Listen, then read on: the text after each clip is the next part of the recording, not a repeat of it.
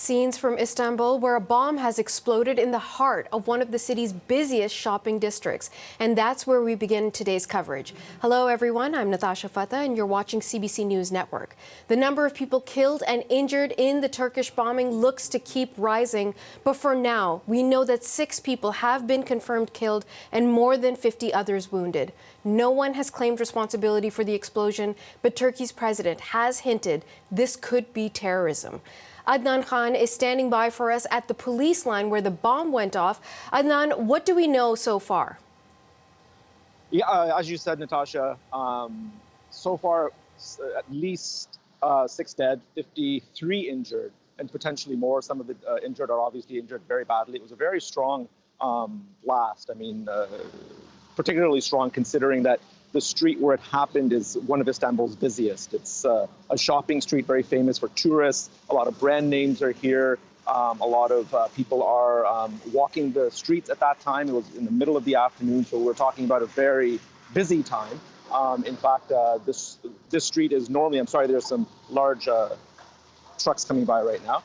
The street is normally wall-to-wall people, and I think, just judging by the crowds tonight, it's thinned. People are scared. There was talks of potentially a second bomber, so people are scared to be on the streets. So it's really affected people quite intensely, and of course, Istanbul has been through this before. There are memories of this from 2016. These attacks or attacks like this. So there's a lot of fear of that returning. Okay. Adnan, I'm going to actually, before I ask you the next question, I'm going to ask if you can possibly flip the camera so that we could see what's happening around you, because despite what happened just a few hours ago, there seems to be quite a bit of activity in the area, on the streets. And I just wonder, because we know that this type of thing has happened in the past before, as recently as 2016 with a huge bombing at that time, who is likely or possibly behind this latest attack? Yeah, let me just turn around here. You can see armored vehicles. There's a checkpoint here that's been here for many months, and in fact years now. Here ever since the 2016 spate of attacks. You can see the scrum here of journalists. We're sort of like looking into the street from here of where the attack occurred. It's about, I would estimate, about 200 to 300 meters in that direction is where the attack happened, and so we're relatively close to it, but not that close. The question of who this might have been is, it's still obviously hard to say, but one couple of the things we can sort of talk about in terms of context, to give it a bit of context.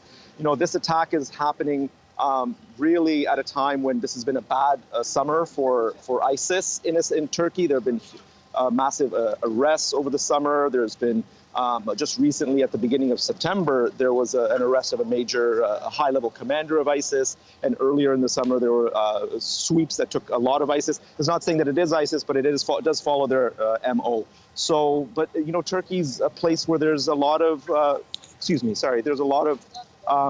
there's a lot of people here that would like to see Turkey go through some difficulties, because Turkey's been involved in a lot of conflicts in the world. Istanbul has become a city of exiles from those conflicts, so there's a lot of reason for people to hit Turkey, and a lot of people do want to see Turkey perhaps go through some difficult times. Well, we know that there's a major election coming up in June, and we know that Erdogan is, again, fighting for his position. What effects could this latest explosion have on him, the way he moves forward with that campaign, and in running the country? Yeah, that's a really important question. I think, the elections, these are going to be probably the toughest elections that President Erdogan will have faced in his now 20 years plus in power. His polls are down to his basically hardcore support, people that will vote for him no matter what. So the polls aren't looking good. And Turkey's economy, of course, I'm sure your viewers know, is in a free fall. And the fact that this target was a tourism district, I mean, tourism is Turkey's sort of main lifeline these days. I mean, it's a main source of revenue for them. It's a main source of an injection of foreign currency that props up the tumbling lira. Put some demand on the lira, so it helps that out. So, I mean, it's difficult to say what this could do for Erdogan. I mean, the AK Party, of which he's the leader, often does well. often does well when under security issues. Whenever there's security concerns, there's not much trust in the other parties to be able to protect Turkey, and the AKP party has a history of cracking down and bringing security. So in that sense, it helps them. But I think because of the economy and the economic issues, that any benefit they might gain from insecurity are going to be wiped out by the fact that this could really hurt their economy. Okay, we'll be watching. Adnan Khan reporting for us from Istanbul. Thank you so much. Thank you.